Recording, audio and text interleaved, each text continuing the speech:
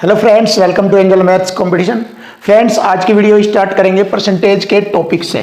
तो परसेंटेज का टॉपिक बहुत ही ज़बरदस्त और ख़तरनाक टॉपिक है और इस टॉपिक को हम गगन प्रताप सर की बुक 8000 प्लस टीसीएस एमसीक्यू क्वेश्चनों से रिलेटेड इस बुक से हम इन सभी क्वेश्चनों का सॉल्यूशन 1 बाय 1 करा रहे हैं। तो आइए फ्रेंड स्टार्ट करते हैं। इस बुक के सभी क्वेश्चनों का सॉल्यूशन बहुत ही खतरनाक और टेक्निकल अंदाज से हम इन क्वेश्चनों का सॉल्यूशन आपको सिखाएंगे। तो देखिए, पहला क्वेश्चन आज की वीडियो का बहुत ही अच्छा और सुपर क्वेश्चन आपके सामने। एक शहर की जनसंख्या में पहले वर्ष में 15% की और दूसरे वर्ष में 8% की वृद्धि होती है, लेकिन तीसरे वर्ष 12.5% की कमी हो जाती है। तो तीसरे वर्ष के अंत में जनसंख्या 26,082 है। तो शहर की मूल आबादी का पता लगाए। तो देखिए, वही तरीका इक्वल टू इक्वल कॉन्सेप्ट से मैं क्वेश्चनों का सोल्यूशन आपको सिखाऊंगा। एक साइड में संख्या दी गई है 26,082।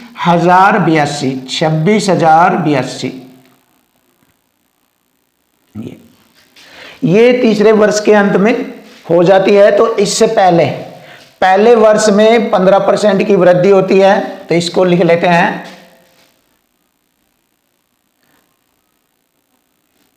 23/20। अब आप कहेंगे कि इसको 23/20 कैसे लिखा है। देखिए, परसेंट वृद्धि को 100 में जोड़कर लिखते हैं। तो 100 में जोड़ेंगे 115/100।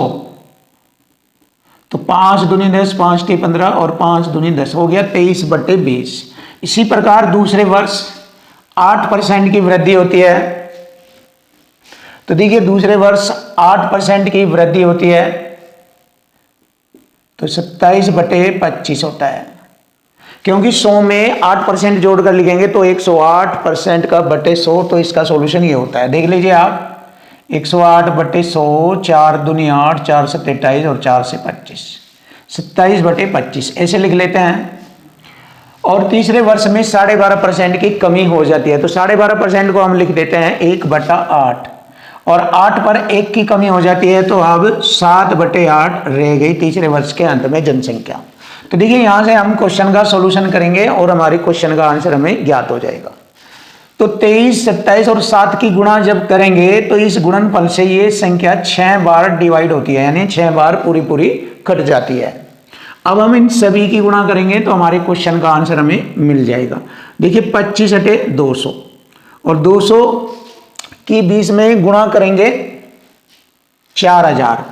200 × 20 4000 और 4000 की गुणा करेंगे 6 में, 4 × 6 = 24,000 और यही हमारे क्वेश्चन का आंसर बनेगा 24,000। तो शहर की मूल आबादी की संख्या थी 24,000। ऑप्शन सी हमारे क्वेश्चन का आंसर आ चुका है। तो फ्रेंड, बहुत ही इजीली तरीके से आप क्वेश्चनों का सॉल्यूशन कर सकते हैं और 1 लाइन में ही क्वेश्चन का सॉल्यूशन क्रिएट कर सकते हैं। बट वही बात जो मैं बार बार आपको बताता हूं कि क्वेश्चन की लैंग्वेज और क्वेश्चन में दिए गए टैग्स, ये टैग्स होते हैं, इनको समझो और इनके according question equal to equal form में ले आओ और क्वेश्चन का सॉल्यूशन कर दीजिए, मतलब कैलकुलेट कर दीजिए और आपके क्वेश्चन का आंसर आपको मिल जाएगा। हर क्वेश्चन इसी तरीके से आपको करना है और हर क्वेश्चन लैंग्वेज वाला इसी टाइप से होता है। कोई भी दुनिया का क्वेश्चन आ जाए लैंग्वेज वाला, वह इक्वल टू इक्वल की फॉर्म में ही फिनिश हो जाएगा। अगर आप क्वेश्चन की लैंग्वेज और टेक्स्ट को सेट कर दें तो एक ही लाइन में क्वेश्चन का सॉल्यूशन फिनिश हो जाता है। देखिए, अब आपका क्वेश्चन नेक्स्ट, क्वेश्चन की लैंग्वेज और टैक्स दिया है उसमें ये ए बी से 48% अधिक है। तो लिख लीजिए ए बी से 48। अगर ये 48% अधिक है, बी 100 है, तो ये 100 में जोड़कर लिखेंगे 148। छोटा कर लेंगे, चलिए करते हैं। 4 × 12, 4 × 7 = 28 और 4 से काटेंगे 25। ये छोटा हो गया ये ए बी। अब कहा है सी ए और बी के अंतर के दुगने से 60% अधिक है, यानी सी की वैल्यू जो है ए और बी के अंतर कितना हो गया, ए बी का अंतर हो गया 12 और 12 का दुगना हो जाएगा 24। 24 ही लिख देंगे यहाँ, या फिर आप ऐसे लिख दीजिए 12 और इसका दुगना लिख दीजिए, क्योंकि फिर डायरेक्ट 24 समझेंगे कि मालूम नहीं कहाँ से कैसे आया। तो यहाँ से इनका अंतर हो गया 12 और अंतर से दुगने से 60% अधिक है। तो इसको लिखेंगे 60% अधिक। तो 8/5 हो जाता है 60% अधिक ऐसे। अब यहां से हम इसको छोटा करेंगे। देखिए, 8 दूनी 16, 8 दूनी 16 दूनी 32 3 16 और 3 19, 192/5। अब इसको और छोटा करेंगे, 5 तिये 15, 4 5 8 40, 5 चौक 20। ये हो गया यहाँ पर छोटा। अब हमसे पूछा है कि बताओ सी ए से कितने % अधिक है, सी ए से कितने % अधिक है। देख लीजिए यहीं से ये आपको मालूम हो रहा है, ए से यानी कि 37 से ये कितना अधिक है ये मालूम करेंगे। 1.4 अधिक है, 1.4% में काउंट करना है तो 100 से गुणा % का चिन्ह, 1 0 से ये 1 दशमलव हटेगा तो 140/37। अब देखिए इसकी जो मारनी चलेगी 37 की 3 बार चलेगी, 37 की मारनी इस पर 3 बार चलती है, 4 बार चलाएंगे ज़्यादा हो जाएगा 140 से, तो 3 बार मारनी चलती है। तो ऑप्शन में देख लीजिए 3 बार कहाँ पर लिखा हुआ है, 3 का अंक, ये 4 है, ये 5 है, ये 4 है, 3 है, तो यही हमारे क्वेश्चन का आंसर आ चुकेगा। तो 3.8% हमारे क्वेश्चन का आंसर बनता है। ऑप्शन बी हमारे क्वेश्चन का आंसर हो चुका है। तो फ्रेंड्स बहुत ही इजी तरीके से क्वेश्चनों का सॉल्यूशन आपको इस पूरी बुक के क्वेश्चनों का सॉल्यूशन अच्छी तरीके से मिलेगा। Question number 356।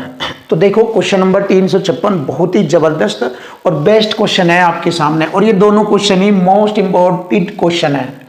तो फ्रेंड्स देखिए जबरदस्त तरीके से क्वेश्चन का सॉल्यूशन आपके सामने। सुमन अपनी आय का 33 से 1/3% बचत करती है। तो 33 से 1/3% होता है, अगर इसे सिंपल फ्रैक्शन में लिखे तो 1/3 होता है, अर्थात 3 पर 1 की बचत करती है। अगर उसकी इनकम 3 है तो बचत कर रही है 1 की, तो यहाँ पर हम उसकी इनकम लिखेंगे और यहाँ सेविंग और इधर एक्सपेंसेस। तो इनकम है उसकी 3 और सेविंग है उसकी 1 और एक्सपेंसेस है 2, तो ऐसे लिख सकते हैं हम इसको।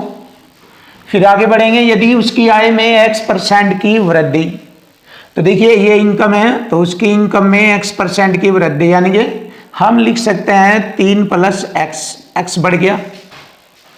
और खर्च में 10% की वृद्धि, ये खर्च है, तो 2 का 10% कितना होता है 0.2, तो 2 से 0.2 और बढ़ गया, 2.2 हो चुका है वृद्धि के बाद।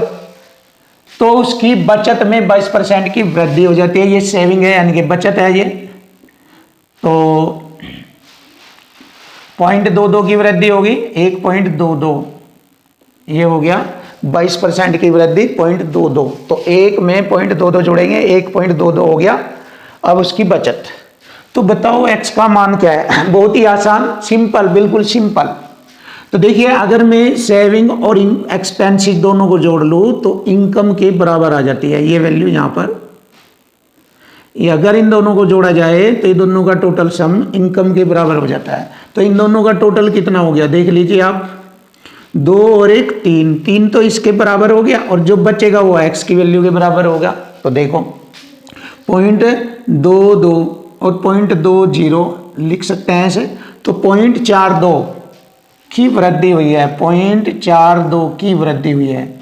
किस पर वृद्धि हुई है, 3 पर, 3 पर हुई है, तभी तो x का मान ज्ञात होगा। और परसेंट में काउंट करना है, 100 से गुणा % का चिन्ह यूज करेंगे। बस फिनिश हो गया। देखिए 2 0 से मैंने 2 अंक छोड़कर दशमलव हटाया, 14 और 42 को 3 से डिवाइड किया जाएगा 14 बार, 14 3 42 होता है, और यही हमारे क्वेश्चन का आंसर है। तो x की वैल्यू आ चुकी है 14, x बराबर हो गया 14। देखिए फ्रेंड बहुत ही इजीली तरीके से क्वेश्चन का आंसर आपको मिल रहा है, और हर क्वेश्चन का आंसर आपको बहुत ही इजी तरीके से मिलेगा। चलिए क्वेश्चन नेक्स्ट देखते हैं आप। 357 क्वेश्चन नंबर 357। एक परिवार के लिए चीनी की कुल खपत 20 किलोग्राम प्रति माह है। एक परिवार अपने परिवार में 20 किलोग्राम चीनी का प्रयोग करता है हर माह। जब चीनी की कीमत में 35% की वृद्धि हो जाती है, इसका मतलब पहले चीनी की कीमत थी 100%, अब उसमें 35% कीमत में वृद्धि हो गई तो 135 हो गया ये। तो परिवार ने इसकी खपत कम कर दी, खपत का मतलब उसका यूज करना कम कर दिया, और इस तरह से यूज कम किया ताकि चीनी पर खर्च केवल 8% ही बढ़े, खर्च केवल 8% ही बढ़े।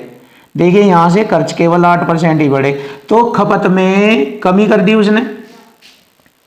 ये कहा है उसने कि परिवार ने उसकी खपत कम कर दी ताकि चीनी पर खर्च केवल 8% बढ़े। देखिए क्वेश्चन की लैंग्वेज से क्वेश्चन फिनिश हो गया। तो बताओ चीनी की खपत कितने किलोग्राम कम की गई है। तो बहुत ही इजी तरीके से, पहले कितनी चीनी खरीद के लाता था, हर महीने 20 किलोग्राम चीनी लाता था। अब उसका रेट बढ़कर कितना हो गया, पहले 100% के बराबर था ये रेट, अब 135 के बराबर हो गया। ये देख लीजिए, अब यही चीज है 20 किलो 135 में आने लगी। देखो तो यहां से उसको मैं इक्वल टू इक्वल कॉन्सेप्ट से हल कर रहा हूं, बहुत ईजी है, बिल्कुल फिनिश हो जाएगा, बिल्कुल सिंपल। देख लीजिए, अब परिवार ने क्या करा, परिवार ने 8% ही खर्च में वृद्धि की है, तो उसने खपत में कितनी कमी की है, 135 से वह 108 पर आ गया। कितने की कमी हुई है, 27 की कमी हुई है। तो देखिए 27 की कमी की वजह से उसे कितने किलोग्राम चीनी की खपत में कमी की उसने, यहां से किलोग्राम आ जाएगी, चीनी की मात्रा आ जाएगी, कितना किलोग्राम चीनी उसने कम किया। तो बस फिनिश हो गया। देखिए 27 पंजे 135 और 5 24 4 किलोग्राम, और यही हमारे क्वेश्चन का आंसर बनता है 4 किलोग्राम। तो देखिए फ्रेंड, बहुत ही इजीली तरीके से क्वेश्चन का आंसर आ चुका है। ऑप्शन डी हमारे क्वेश्चन का आंसर है।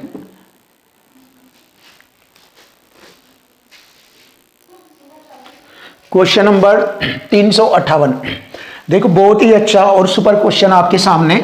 नवीन ने ड्रेस पर 1800 रुपये, किताबों और नोटबुक पर 3270 रुपये खर्च किए। तो हम यहां पर देखेंगे कि नवीन ने कितने रुपए खर्च किए हैं।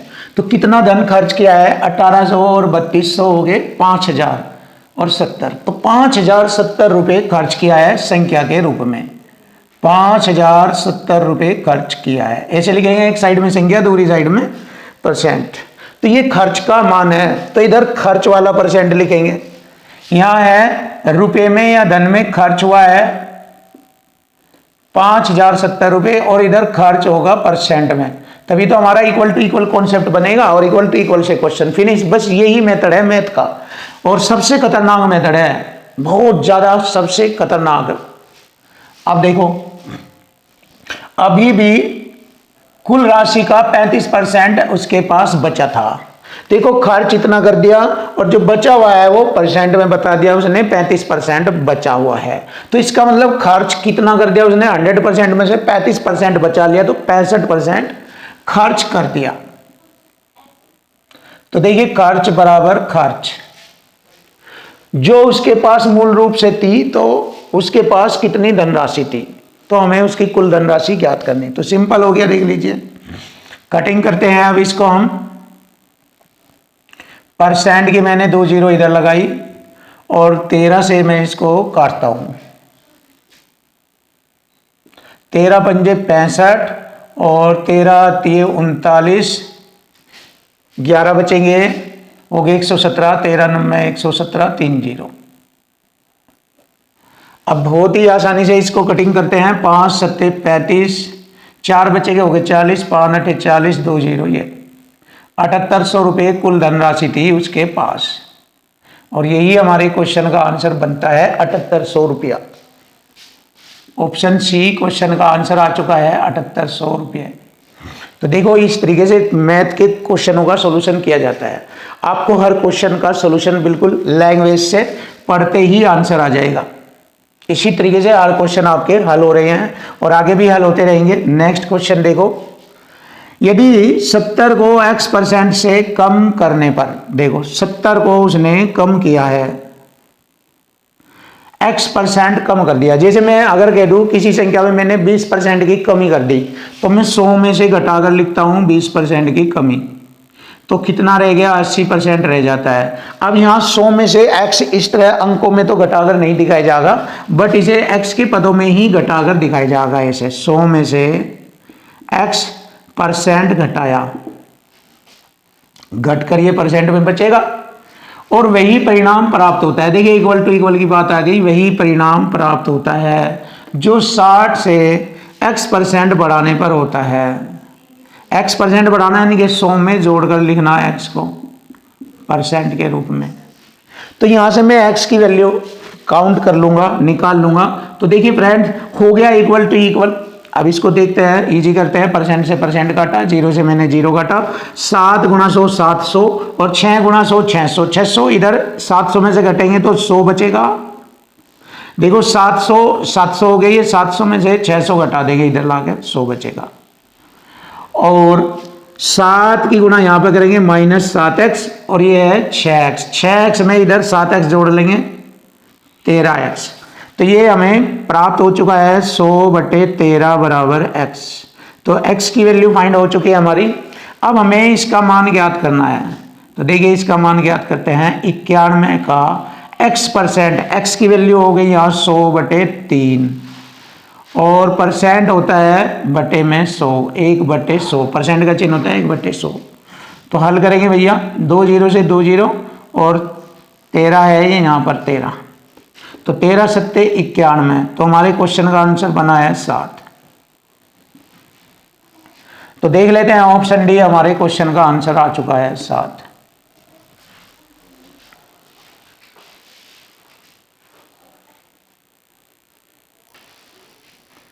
Question number 360।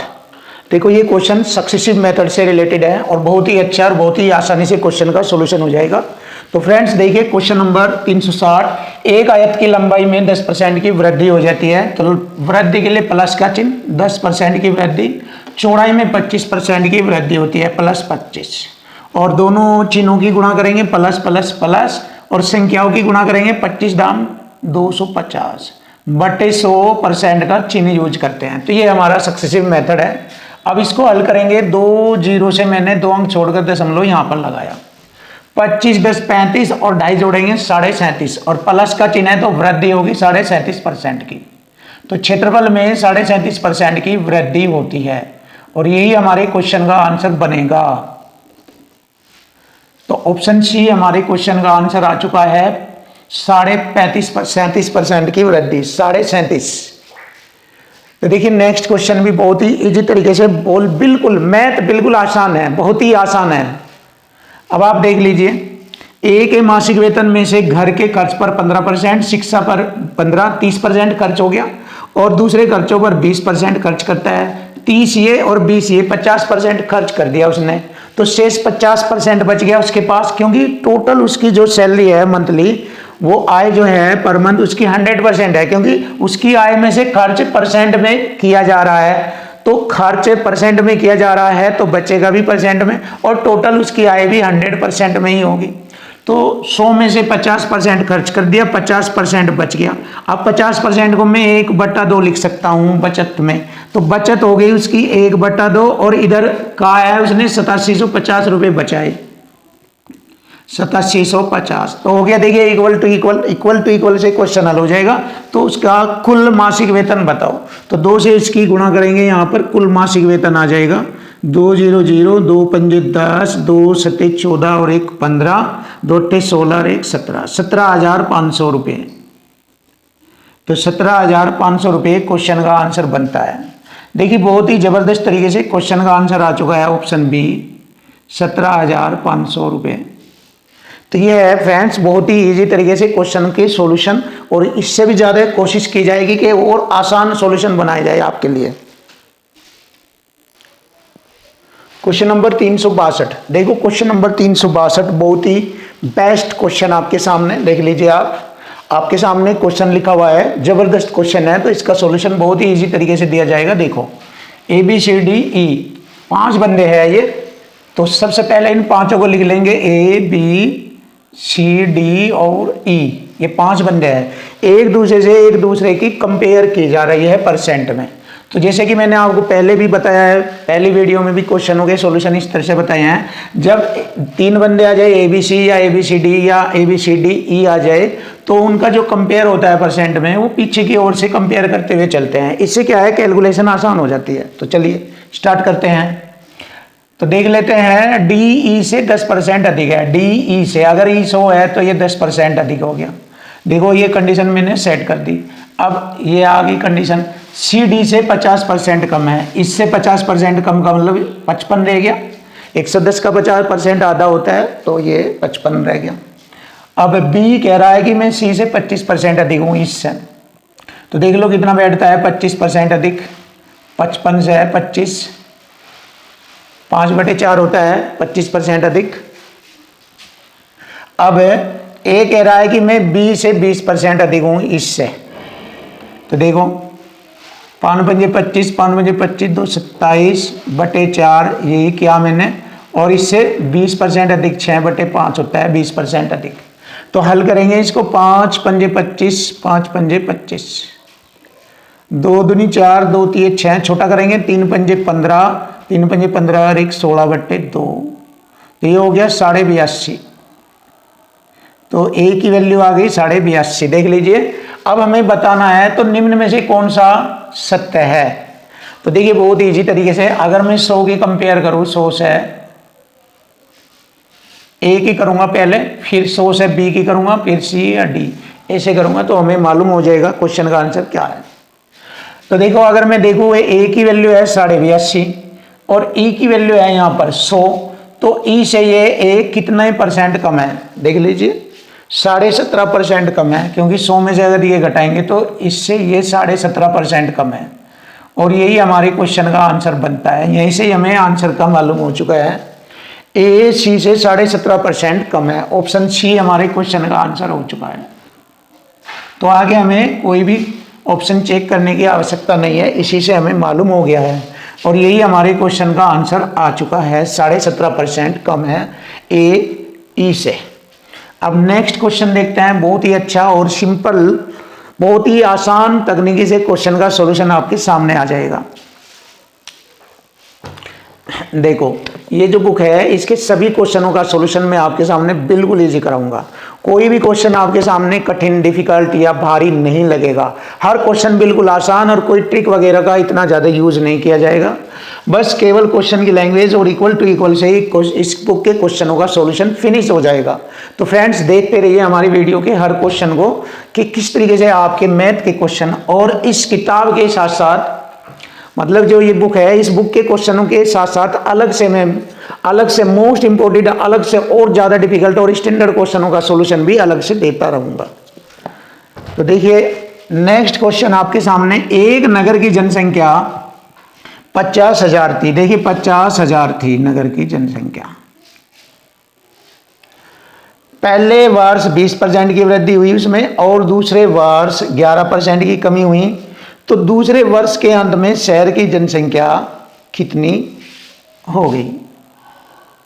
देखिए पहले वर्ष कितना, 20% की वृद्धि लिखेंगे 6/5, दूसरे वर्ष 11% की कमी लिखेंगे 89/100, ऐसे लिखेंगे। बस ये दूसरे वर्ष के अंत में शहर की जनसंख्या पूछी है, फिनिश कर देंगे इसको हम। देखो 500 से ये मैंने काटा, 100 बार कटेगा ये, और इन तीनों की गुणा करेंगे, क्वेश्चन का आंसर आ जाएगा 6 नम। देखिए 6 नम 54, 5 6 48 और 5 53, और 2 0 ये लगेगी। तो देखिए 53,400 हमारे क्वेश्चन का आंसर आ चुका है। तो दूसरे वर्ष के अंत में वहाँ की जनसंख्या थी 53,400। देख लेते हैं, ऑप्शन ए हमारे क्वेश्चन का आंसर बना है 53,400। तो फ्रेंड्स यदि आपको हमारी वीडियो अच्छी लगी है तो कमेंट कीजिए, शेयर कीजिए, और हमारे चैनल को भी सब्सक्राइब कीजिए, जिससे कि हम आपके सामने बहुत ही अच्छी वीडियो लाते रहे। नमस्कार, थैंक यू, वेलकम, धन्यवाद।